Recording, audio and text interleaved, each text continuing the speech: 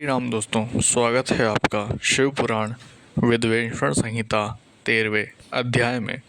सदाचार, संध्या वंदन, प्रवण, गायत्री जाप एवं अग्निहोत्र की विधि तथा महिमा। ऋषियों ने कहा, सूत जी, आप हमें वह सदाचार सुनाइए जिससे विद्वान पुरुष पुण्य लोकों पर विजय पाते हैं। स्वर्ग प्रदान करने वाले धर्ममय तथा नरक का कष्ट देने वाले अधर्ममय आचारों का वर्णन कीजिए। सूत जी बोले, सदाचार का पालन करने वाला मनुष्य ही ब्राह्मण कहलाने का अधिकारी है।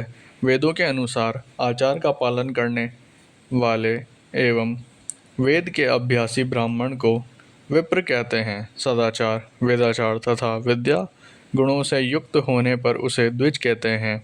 वेदों का कम आचार तथा कम अध्ययन करने वाले एवं राजा के पुरोहित अथवा सेवक ब्राह्मणों को क्षत्रिय ब्राह्मण कहते हैं। जो ब्राह्मण कृषि या वाणिज्य कर्म करने वाला है तथा ब्राह्मणोचित आचार का पालन करता है, वह वैश्य ब्राह्मण है तथा स्वयं खेत जोतना वाला शुद्ध ब्राह्मण कहलाता है।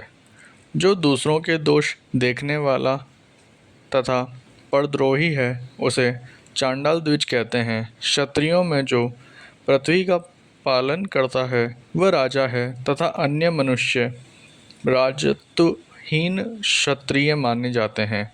जो धान्य आदि वस्तुओं का क्रय विक्रय करता है वह वैश्य कहलाता है। दूसरों को वणिक कहते हैं। जो ब्राह्मणों, क्षत्रियों और वैश्यों की सेवा में लगा रहता है वह शूद्र कहलाता है। जो शूद्र हल जोतता है उसे वृषल समझना चाहिए। इन सभी वर्णों के मनुष्य को चाहिए कि वह ब्रह्म मुहूर्त में उठ के पूर्व की ओर मुख करके देवताओं का, धर्म का, अर्थ का, उसकी प्राप्ति के लिए उठाए जाने वाले कलेशों का तथा आय तथा व्यय का चिंतन करें। रात के अंतिम पहर के मध्य भाग में मनुष्य को उठकर मलमूत्र त्याग करना चाहिए। घर से बाहर शरीर को ढककर जाकर उत्तराभिमुख होकर मलमूत्र का त्याग करें। जल, अग्नि, ब्राह्मण तथा देवताओं का स्थान बचाकर बैठें। उठने पर उस ओर न देखें। हाथ पैरों की शुद्धि करके 8 बार कुल्ला करें। किसी वृक्ष के पत्ते से दातुन करें। दातुन करते समय तर्जनी उंगली का उपयोग नहीं करें। तदंतर जल संबंधी देवताओं को नमस्कार कर मंत्र पाठ करते हुए जलाशय में स्नान करें।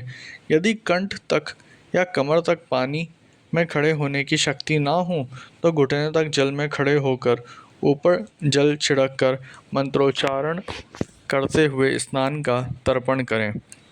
इसके उपरांत वस्त्र धारण कर उत्तरीय भी धारण करें। नदी अथवा तीर्थ में स्नान करने पर उतारे हुए वस्त्र वहाँ न धोएं। उसे किसी कुएं, बावड़ी अथवा घर ले जाकर धोएं। कपड़ों को निचोड़ने से जो जल गिरता है वह एक श्रेणी के पितरों की तृप्ति के लिए होता है। इसके बाद जाबाली उपनिषद में बताए गए मंत्र से भस्म लेकर लगाएं। इस विधि का पालन करने से पूर्व यदि भस्म गिर जाए तो गिराने वाला मनुष्य नरक में जाता है। आपोहिष्टा मंत्र से पाप शांति के लिए सिर पर जल छिड़क कर यस्य शाय मंत्र पढ़कर पैर पर जल छिड़कें। आपोहिष्टा में 3 ऋचाएँ हैं।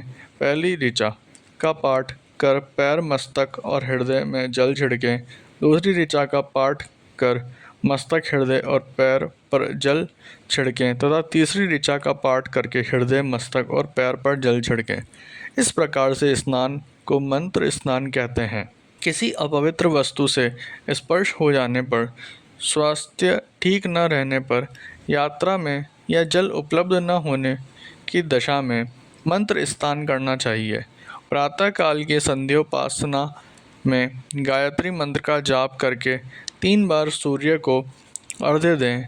मध्याह्न में गायत्री मंत्र का उच्चारण कर सूर्य को एक अर्घ्य देना चाहिए। सायंकाल में पश्चिम की ओर मुख करके पृथ्वी पर ही सूर्य को अर्घ्य दें। सायंकाल में सूर्यास्त से 2 घड़ी पहले की गई संध्या का कोई महत्व नहीं होता।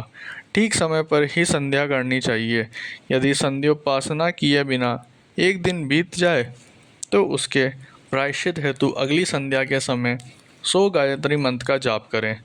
10 दिन छूटने पर 1 लाख तथा 1 माह छूटने पर अपना अपन्य संस्कार कराएं। अर्थ सिद्धि के लिए ईश, गौरी, कार्तिकेय, विष्णु, ब्रह्मा, चंद्रमा और यम व अन्य देवताओं का शुद्ध जल से तर्पण करें। तीर्थ के दक्षिण में, मंत्रालय में, देवालय में अथवा घर में आसन पर बैठकर अपनी बुद्धि को स्थिर कर देवताओं को नमस्कार कर प्रवण मंत्र का जाप करने के पश्चात गायत्री मंत्र का जाप करें। प्रवण के अ, उ और म तीनों अक्षरों में जीव और ब्रह्मा की एकता का प्रतिपादन होता है। अतः प्रवण मंत्र का जाप करते समय मन में यह भावना होनी चाहिए कि हम तीनों लोकों की सृष्टि करने वाले ब्रह्मा, पालन करने वाले विष्णु तथा संहार करने वाले रुद्र की उपासना कर रहे हैं। ये ब्रह्म स्वरूप ओमकार हमारी कर्मेंद्रियों, ज्ञानेंद्रियों, मन की वृत्तियों तथा बुद्धिवृत्तियों को सदा भोग और मोक्ष प्रदान करने वाले धर्म एवं ज्ञान की ओर प्रेरित करें। जो मनुष्य प्रवण मंत्र के अर्थ का चिंतन करते हुए इसका जाप करते हैं वे निश्चय ही ब्रह्मा को प्राप्त करते हैं, तथा जो मनुष्य बिना अर्थ जाने प्रवण मंत्र का जाप करते हैं उनको ब्राह्मणत्व की पूर्ति होती है। इस हेतु श्रेष्ठ ब्राह्मण को प्रतिदिन प्रातःकाल 1 सहस्त्र गायत्री मंत्र का जाप करना चाहिए। मध्याह्न में 100 बार तथा साय 28 बार जाप करें। अन्य वर्णों के मनुष्यों को सामर्थ्य के अनुसार जाप करना चाहिए। हमारे शरीर के भीतर मूलाधार, स्वादिष्टान, मणिपुर, अनाहत, आज्ञा और सहस्त्रा नामक 6 चक्र हैं। इन चक्रों के क्रमशः विद्वेश्वर, ब्रह्मा, विष्णु, ईश, जीवात्मा और परमेश्वर स्थित हैं। सद्भावनापूर्वक श्वास के साथ 100 का जाप करें। सहस्त्र बार किया गया जाप ब्रह्मलोक प्रदान करता है। 100 बार किए जाप से इंद्र पद की प्राप्ति होती है। आत्म रक्षक के लिए जो मनुष्य अल्प मात्रा में इसका जाप करता है वह ब्राह्मण कुल में जन्म लेता है। 12 लाख गायत्री मंत्र का जाप करने वाला मनुष्य ब्राह्मण कहा जाता है। जिस ब्राह्मण ने 1 लाख गायत्री का भी जप न किया हो उसे वैदिक कार्यों में न लगाएं। यदि एक दिन उल्लंघन हो जाए तो अगले दिन उसके बदले में उतने अधिक मंत्रों का जाप करना चाहिए। ऐसा करने से दोषों की शांति होती है, धर्म से अर्थ की प्राप्ति होती है, अर्थ से भोग सुलभ होता है, भोग से वैराग्य की संभावना होती है, धर्म पूर्वक उपार्जित धन से भोग प्राप्त होता है, उससे भोगों के प्रति आसक्ति उत्पन्न होती है, मनुष्य धर्म से धन पाता है एवं तपस्याओं से दिव्य रूप प्राप्त करता है। कामनाओं का त्याग करने से अंतःकरण की शुद्धि होती है, उस शुद्धि से ज्ञान का उदय होता है। सतयुग में तप को तथा कलयुग में दान को धर्म का अच्छा साधन माना जाता है। सतयुग में ध्यान से, त्रेता से में तपस्या से और द्वापर में यज्ञ करने से ज्ञान की सिद्धि होती है, परंतु कलयुग में प्रतिमा की पूजा से ज्ञान लाभ होता है। अधर्म हिंसात्मक और दुख देने वाला है, धर्म में सुख व अभ्युदय की प्राप्ति होती है। दुराचार से दुख तथा सदाचार से सुख मिलता है। अतः भोग और मोक्ष की सिद्धि के लिए धर्म का उपार्जन करना चाहिए। किसी ब्राह्मण को 100 वर्ष के जीवन निर्वाह की सामग्री देने पर ही ब्रह्मलोक की प्राप्ति होती है। 1 सहस्त्र चांद्रायण व्रत का अनुष्ठान ब्रह्म लोकदायक माना जाता है। दान देने वाला पुरुष जिस देवताओं को सामने रखकर दान करता है, अर्थात जिस देवताओं को वह दान द्वारा प्रसन्न करता है, उसी देवता का लोक उसे प्राप्त होता है।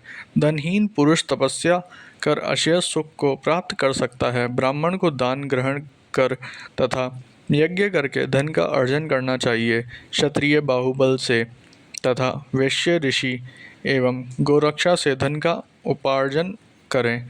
इस प्रकार न्याय से उपार्जित धन को दान करने से दाता को ज्ञान की सिद्धि प्राप्त होती है एवं ज्ञान से ही मोक्ष की प्राप्ति सुलभ होती है। गृहस्थ मनुष्य को धन धान्य आदि सभी वस्तुओं का दान करना चाहिए। जिसके अन्न को खाकर मनुष्य कथा श्रवण तथा सत्कर्म का पालन करता है तो उसका आधा फल दाता को मिलता है। दान लेने वाले मनुष्य को दान में प्राप्त वस्तु का दान तथा तपस्या द्वारा पाप की शुद्धि करनी चाहिए। उसे अपने धन के 3 भाग करने चाहिए, एक धर्म के लिए, दूसरा वृद्धि के लिए, तीसरा उपयोग के लिए। धर्म के लिए रखे धन से नित्य नैमित्तिक और इच्छित कार्य करें। वृद्धि के लिए रखे धन को ऐसा व्यापार करें जिससे धन की प्राप्ति हो तथा उपभोग के धन से पवित्र भोग भोगें। खेती से प्राप्त धन का 10वां भाग दान कर दें, इससे पाप की शुद्धि होती है। वृद्धि के लिए किए गए व्यापार से प्राप्त धन का 6वां भाग दान देना चाहिए।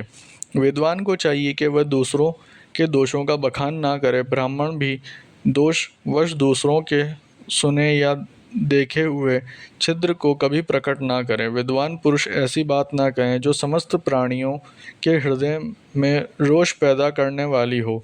दोनों संध्याओं के समय अग्नि को विधि पूर्वक दी हुई आहुति से संतुष्ट करें। चावल, धान्य, घी, फल, कंद तथा हविष्य के द्वारा स्थाली पाक बनाएं तथा यथोचित रीति से सूर्य और अग्नि को अर्पित करें। यदि दोनों समय अग्निहोत्र करने से असमर्थ हो तो संध्या के समय जाप और सूर्य की वंदना कर लें।